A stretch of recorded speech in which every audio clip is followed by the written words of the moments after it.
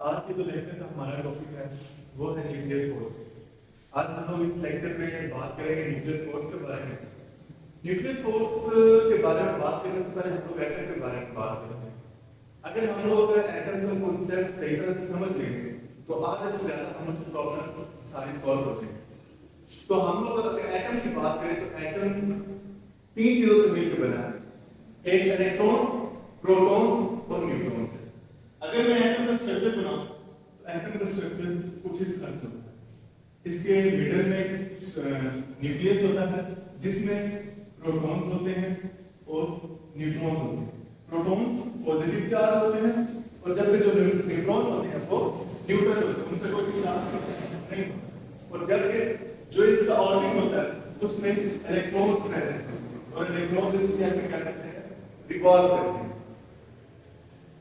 Nuclear force जो हम लोग का जो एटम होता है उसका जो न्यूक्लियस होता है, उस न्यूक्लियस में जो प्रोटॉन्स और न्यूट्रॉन्स प्रेजेंट होते हैं उन दोनों को आपस में जोड़ कर रखती है, बाइंड करके रखती है।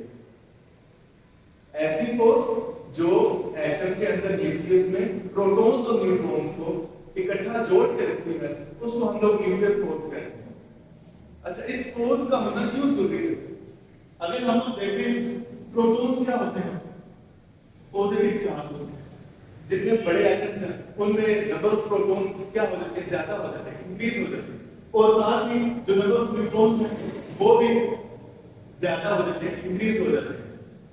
तो हम लोग को पता है कि पॉजिटिव चार्ज और पॉजिटिव चार्ज जब एक दूसरे के करीब आते हैं तो वो क्या करते हैं, रिपेल करते हैं। अच्छा, अब इन दो पॉजिटिव चार्ज ने एक दूसरे को रिपेल करना है और रिपेल करने के रिजल्ट में ये एक दूसरे को दूर की तरफ धकेलेंगे।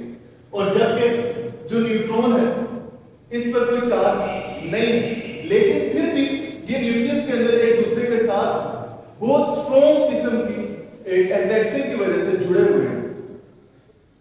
पॉजिटिव और पॉजिटिव जो प्रोटॉन है ये एक दूसरे को दूर धकेल रहे हैं लेकिन दूर जा नहीं रहे। तो वो इसी वजह से नहीं जा रहे क्योंकि जो इनके दरमियान में न्यूक्लियर फोर्स प्रेजेंट है वो इन लोगों को दूर नहीं जाने दे रहे।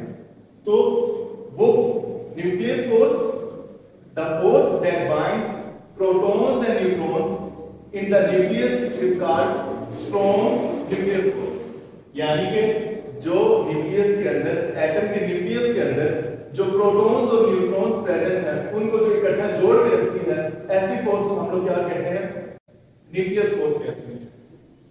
तो यही हम लोग का आज का टॉपिक था और ये हम लोग का टॉपिक कंप्लीट हो गया। नेक्स्ट लेक्चर में हम लोग नेक्स्ट टॉपिक करेंगे।